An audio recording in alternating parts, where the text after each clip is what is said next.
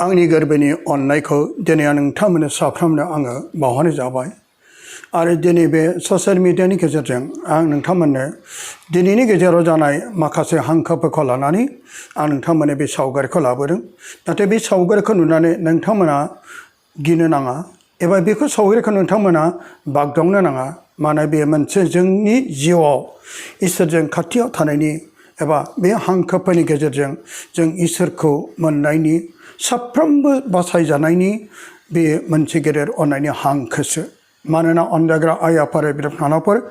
आं बे सावगारिखौ दिनैनि गेजेराव एबा 2025 मायथाइनि 7 आगस्तनि सानजौफुनि समाव धेकियाजुलि जाय सनितपुर डिस्ट्रिक्टनि सिङाव थानाय जाय माना सेन्टारनिफ्राय माखासे जे सावगारिखौ आंनो बिथांमोना भिडिअनि गेजेरजों बे सावगारिखौ वाट्सएपआव दैथायहरदोंमोन आरो बिथांमोननि खावलायनायलाय आंखौ खावलायदोंमोन अननानै आदै बे सावगारिखौ नोङो फेसबुकआव एबा नोंनि इउटुब चेनेलफ्राव होनानै माखासे मानसिफोरखौ मिथिसार होदो जेब्ला आंबो बे सावगारिखौ मोननानै गोजोननाय मोनदों आरो बिथांमोना बे सावगारिखौ नायफुबाय थानाय समावनो मानोना दिनैनि 2025 मायथाइनि 7 आगस्तनि सानजौफुनि 12:25 लानानै 30 मिनिट गेजेराव बे हांखोआ बै नख्राङाव नुजाबाय थादोंमोन आरो बिथांमोना जोंखौबो खावलायदोंमोन नोंसोरबो नख्राङाव नायबाय था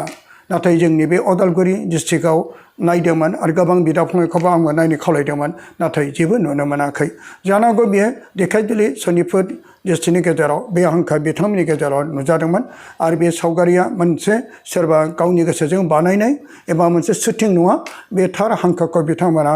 भिडिअनि गेजेरजों बे सावगारिखौ खेबखांनानै आंनो हरनाय जादों नोंथांमोना बे सावगारिखौ नैबे इउटुब चेनेलनि गेजेरजोंबो नुनो मोनगोन आरो आङो दैमालु बर'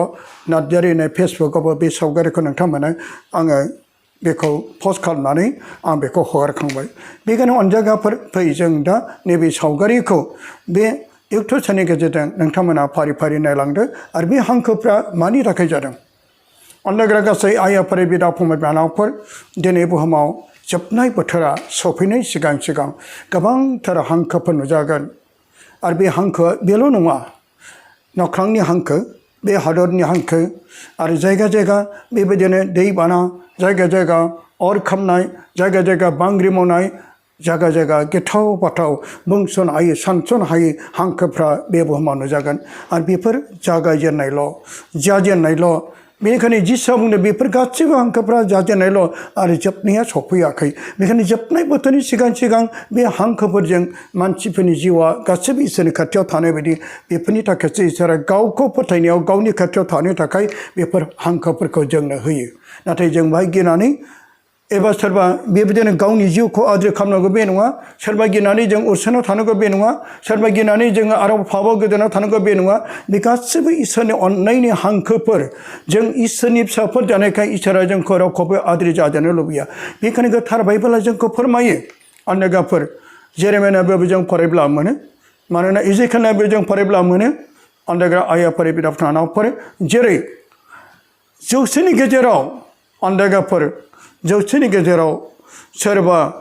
सुबुंनि गेजेराव बे गासै सुबुंफोरखौबो बे आदार जाजानो लुबैया अनजायगाफोर जेरै पापि मानसिनि थैनायाव इसोरा जोबोर गाबो पापि मानसि थैयोब्ला सुबुङा जोबोर रंजायो बेनि थाखाय पार्टि खुङो जै दैनि होयो आरो बिसोरनि थाखाय गाज्रिखाय पापिखाय थैदों होननानै गोबां सुबुंफोरनि गेजेराव पार्टि जानाय रंजानाय जानाय लोंनाय बायदिसिनाखौ जों नुनो मोनो नाथाय इसोरा बे नङा सोरबा पापि सुबुङा थैयोब्ला बेनि थाखाय इसोरा सोरगोराया जोबोर गाबो मानोना बे आंनि फिसामोन दिनै बे आंखौ मिथियाजासे पापाव गाज्रि लानानै नोरकाव थांबाय बिनि थाखायसो इसोरा जोबोर गाबो बेनिखायनो अनजायगाफोरजों गासै सुबुं हारिफ्रा पापाव गाज्रि लानानै जाहाथे आद्रि दाजाथों नोरकाव दाथांथों बे मिजिंखौ आसा थिनानै इसोरा बेफोरबायदि हांखोखौ जोंनो होयो आरो बे हांखोजों गावनि खाथियाव जों असे गले गले जानो थाखायसो बे इसोरनि गेदेर अननायनि हांखो बेनिखायनो फै अनजायगाफोर बेफोर गासै हांखोफोरा जोंखौ मा फोरमायदों आं दिनै नोंथांमोननो बे बाइबेलनि गेजेरजों आं फारि फारि नोंथांमोननो खोन्थालांनो आखायाव लाबाय अनजायगा लोगोफोर दिनै आङो गोथार बाइबेलनि नै माखासे बोसोनफोरखौ लानानै बे जाथायनि थाखाय बे हांखोनि थाखाय आं नोंथांमोननो थाखाय बेखौनो आखायाव लादों गोथार बाइबेलनि बाथ्राया मालाबाबो नंखाय जानो हाया आंनि बाथ्राया सोरबा बिदा फंबायनि सोरबा सुबुंनि बाथ्राया गासैबो फैमाल जानो हागौ इसोरनि बाथ्राया आखर मोनसेबो मालाबाबो फैमाल जाना थाङा बेनिखायनो दिनै बे माखासे हांखोफोरनि जि इसोरनि बोसोनफ्रा जोंखौ मा जिउआव संग्रिनो थिनदों आङो माथाइनि 12 बालमनि 2निफ्राय लानानै आं नोंथांमोननिसो बे बोसोनखौ फरायथिनोसै हांखो नागिरग्राफोरनि बिसय आन्थे जिसुआ बिसोरखौ होनबाय मोनाबिलि जाब्ला नोंसोरो होनो मोजां दिन जागोन मानोना नख्राङा जारांरां आरो फुङाव दिनै बारहुंखा जागोन मानोना नख्राङा जारांरां आरो खोमसि नोंसोरो नख्रांनि मुस्रिफोरखौ नायनानै बिजिरनो रोंगौ नाथाय बोथोरफोरनि हांखोफोरखौ सिनायनो हाया अन्धागालेगाफोर दिनै फोरबो जिसु ख्रीष्टआ बै समाव गावनि खाथियाव जायफ्रा जिसुना गोबां समायगोनां हांखोफोर मोननो लुबैना फैदोंमोन जाय बिसोरो जायगायावनो जिसुखौ हांखोफोर नागिरनाय बेनिदि जब्रा साखा जानो माबा गेदेर महिमाफोर नुनो माने बिनियाव गोबांथार सोमोनांथावफोरखौ बिसोर नुनो मोनबाय आरो खोनानो मोनबाय बेनिखायनो माखासे बिनि सायाव आन्दा लानो थाखाय माखासे फारिसाइफोर सादुकाइफ्रा फैनानै आन्दा लानो फैदोंमोन नाथाय जाय हांखो नागिरग्रा आन्दाज नायनो बिसोरखौ जिसु ख्रीष्टआ जोबनायाव मा फोरमायदों गाज्रि आरो जिनाहारि खालामग्रा फिरिया हांखो नागिरो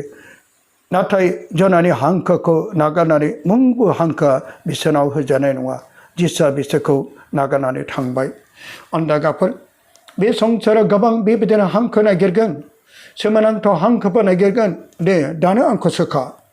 दे जिसुआ दानो सोखाथों अब्लासो आङो बे जिसु ख्रीष्टनाव फोथायगोन नाथाय जायफ्रा हांखो नागिरनानै सोरनावबा बिजानो फैदोंब्ला सोरबा हांखो नागिरनाय जिसुनियाव बेबायदि हांखो नागिरदोंब्ला जिसुआ बेखौ मा फोरमायदों जाय गाज्रि फिरिनि जाय जिनाहारियाव जाय पापआव बिसोरबायदि सुबुंफ्रासो हांखो आरो महिमाखौ नागिरो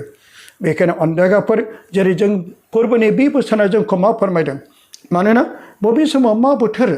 जेरै जों बोथोरखौ मोनाबिलि जायोब्ला जेब्ला जों हमनो हायो नोंसोर होनो मोजां दिन जागोन मोनाबिलि सम जाबोब्ला नख्राङाव जेबो महर नुवाब्ला जेबो हांखो नुवाब्ला दिनैनि बोथोरा जोबोर मोजां जागोन आरो बेबायदिनो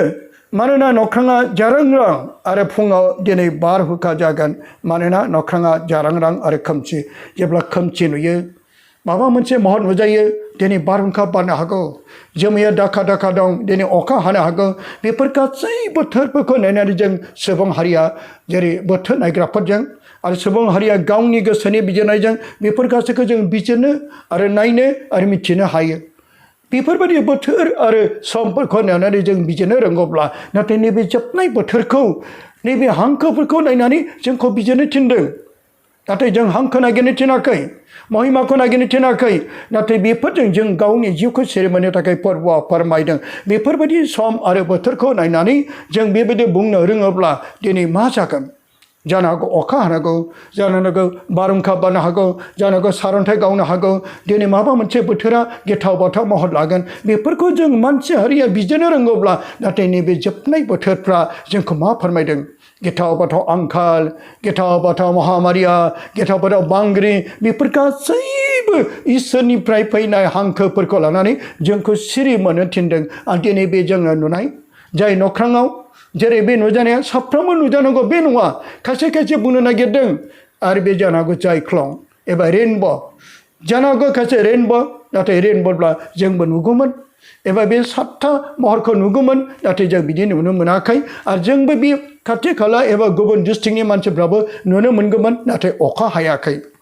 बे समाव अखानि बोथोरबो नङा नख्राङाव बेबायदिनो गोथां गोथांखोर आरो खाथियाव एसे जोमै दं आरो बे हांखोफोरखौ नुनानै माखासे मानसिफ्रा गिखांदों आरो माखासे मानसिया रंजानाय मोन्दों आरो बे जायगायाव गासै मानसिफोर हिन्दु ख्रिस्टान बाथौ ब्रह्म जिखि धोरोमनि जिखि सुबुंनि ख्रिस्टान गासैबो बिसोर नुनो मोन्दों आरो बे नुनाया सोरबानो आङो दिन्थिफ्लाग्राफोरनि थाखाय नङा बेखायनो अन्जागाफोर बोथोरफोरखौ नायनानै जोङो दिनै बिजिरनो रोंगौब्ला जोंबो जिउआव बेनि नायनानै जों सिरि मोनदिनि मानोना बोथोरा खाथिसै आरो जिसुनि फैनाय समा खाथिसै होननानै जोंखौ दिनै बेफोरबायदि हांखोनिफ्राय जोंखौ जेरै गोथार बाइबेलनि माथाइनि 24 आयदा आङो 29 मे फरायनो लादों मानसिनि फिसा हौवानि फैनाय बे निदाननि दिनफ्रा जोबमानो साना सोमलांगोन आरो अखाफोरा गावनि जोंनायखौ होनाय नङा आरो हाथरखिफ्रा नख्रांनिफ्राय गोग्लैगोन आरो नख्रांनि बोलोफ्रा सोमावजागोन अब्लानो मानसिनि फिसा हौवानि हांखोआ नख्राङाव नुजागोन आरो पृथिबिनि फोलेर मानिफ्रा गाबख्रावगोन आरो मानसिनि फिसा हौवाखौ जोमैनि सायाव बोलो आरो महिमाजों फैनाय नुगोन अन्दागाफोर दिनै बे फैनाय समखौ जिसुनि नैथि फैनाय समखौ बेफोर हांखोफोरजों जोंनो मिथिहोदों नाथाय बे जागायजेननायल' मानोना जेब्ला निदाननि समफ्रा सफैगोन आरो बे बोथोरा सफैनाय लोगो लोगो साना सोमलांगोन बे जाखागोन आरो बे जाथारगोन बेनिखायनो अन्दागाफोर बे बोथोरा जोंनि थाखाय जिउआ सिरि मोननायनि आरो अखाफोरा गावनि जोंनायखौ होनाय नङा जेब्ला जिसुनि नैथि फैनाय समा बे समाव सानाबो जोंनाय नङा बे समाव अखाफोरा जोंनाय नङा मानोना बोलो गोनां इसोरा फैगोन जाय इसोरजों दाजानाय फोरबोजों दाजानाय बे सान आरो अखाफोरनि बोलोआ जेबो जानाय नङा मानोना बयनिफ्राय देरसिन आरो बे इसोरा जेब्ला नैथि फैनाय समा माने बिनि बोलो अखाफोरनि बोलो जोंनाय साननि जोंनाय बे गासैबो सोमलांगोन बिजोंनो बेखौनो मिथिनो मोनो सान आरो अखाफोरनिफ्राय देरसिन बे इसोरा जेब्ला नैथि फैनाय समा अब्ला बेफोरखौ फोरमायदों आरो हाथरखिफ्राबो नख्रांनिफ्राय गोग्लैगोन जाय दिन्दां जाना थानाय नख्रां थानाय बेबो गोग्लैगोन नाथाय दा जों बेफोरबायदि हांखोफोरखौल' नुनो मोन्दों आरो बे हांखोफ्रानो जोंखौ जिउआव सिरि मोनहोदों बेनिखायनो अन्दाग्रा आइ आफा बिनानावफोर जाय जिसु ख्रिस्ट'नि फैथिनाय नैथि फैनाय समा जोंखौ मा फोरमायदों मानोना नैबे हांखोफोरजों जोंखौ जिउआव सिरि मोननो जानो हागौ बे संसाराव दिनै मानसिया इसोरखौ सिनायनो रोंला राजनितिनि खैसाराव गावनि गाज्रिखौ मोननो लुबैनायजों सोरबा गावनि पावारखौ मोननो लुबैनायजों सोरबा थाखा फैसा मोननो लुबैनायजों दानथारनाय देथारनाय सुथारनाय होसोनाय जिनाहारि खालामनाय सिखाव खनाय लांखारनाय बेफोर जाथायफ्रा बे बुहुमाव जाफ्लेगासिनो दं बेनिखायनो अनजाग्राफोर दिनै इसोरखौ खुगायावल' लानानै धोरोमखौ खुगायावल' लानानै जिउआव नाथाय सोलायनाय गैया स्पिरिचुवेल सोलायनाय गैया गोबांथार बेबायदिनो गावजों गाव मुगैलायदों बै राजनिति हान्जाजों बै राजनिति हान्जाजों बै धोरोमजों बै हान्जाजों बै आफादजों बेबायदिनो गाव गावनि देरहासारनायखौल' गाव गावनि मान सन्मानखौल' गावनि मोननो गोनां गाज्रिखौल' आरो गावनि लाब लालसनि थाखायल' संसाराव दिनै आगान सुरनायखौ नुनो मोनदों बेखायनो गुरै खावलायहरो जिखि धोरोमनि जिखि जाथिनि जिखि राजनितिनि जिखि आफादनि गासै सुबुं जा मानो गासैबो आं गुरै खावलायो नोंसोरबो गासैबो इसोरनि फिसाफोर आइ आफा बिनानावफोर गोदानै जिउ खुंदो नैबे बोथोरफोरजों जों गावनि जिउखौ इसोरनियाव फैफिननानै जोङो सानसे बिफानि खाथियाव जों आलो गोजोन साफ्रोमबो बे हादरनि सुबुंफ्रा बासायजानायखौ मोननो हाथों आं गासैबो धोरोमनि गासै सुबुंफोरखौबो गुरै खावलायहरो मोजां जिउ मोजां आखुथायफोरजों जिउ दानानै गावखौ निजेखौ सोदांनानै इसोरनाव फैफिनदो बेनो आंनि जोबथा खावलायनाय आरो नैबे मिडियानि गेजेरजों आरो नैबे जाथायफोरनि गेजेरजों गावखौ सिरि मोनदिनो बेखौनो बुंनानै फोजोबबाय गोजोन्थों जिसुआ बाख्नाय जाथों नायलाय लोगोफोर गोमोथाव मा रखम सोब कालार दंजोबो आरोना बिदि ओंखारदों ओमफ्राय गथ'फ्रा जि हाल्ला जादों मा ओंखारदों सानदोंमोन आरो जोङो साहा लोंदोंमोन ओमफ्राय रामबोरला बायदि कालार आरोना ओमफ्राय रामबोरला सानदोंमोन रामबोरला नङा खिन्थु महरा डेन्जार ओमफ्राय स्टुडेन्टफ्रा इयाव थानानै नाहरगासिनो दं आरो इसोरसो खिथादों इसोरसो हाल्ला जानायमोन गोजौआवहाय बोरैबा नाहरफ्लांबाय दाना जोमैनि गाब सोलायनायखौसो नुहुरबाय गोजा गोथां गोमो मानि गाब जागोन बे जायख्लंनि गाब जागोनदां ना लोगोफोर माया माया ओंखारोहाय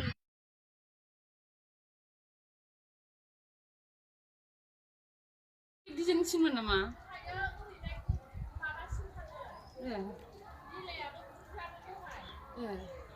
वाव नै साफायबोब्रा साफायबो कालारा बेलेग जालांबाय नै बांसिन जालांबाय कालार गथ'फ्रा नाहरदों साइजआ बेलेग सोलायलांबाय ना दहाय डिजाइना बेलेग वाव जिसुआसो फैमारबाय नामाब्रा नंगौना जिसुखौनो बामोनलै इसोर आफा गांबायदि नुदों माथो होनलाय आरफोरनि गांबायदि वाव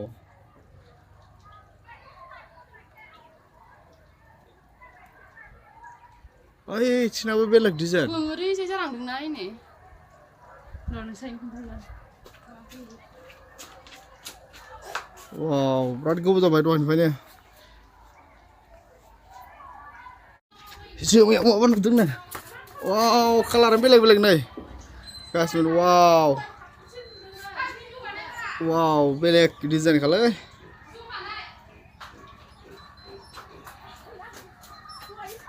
मा जादों वाव नुफेरा दिनैसो नुबायलै ओइ नै ओमफ्राय साबायबोलाय ये क्या हो रहा है बायदि ना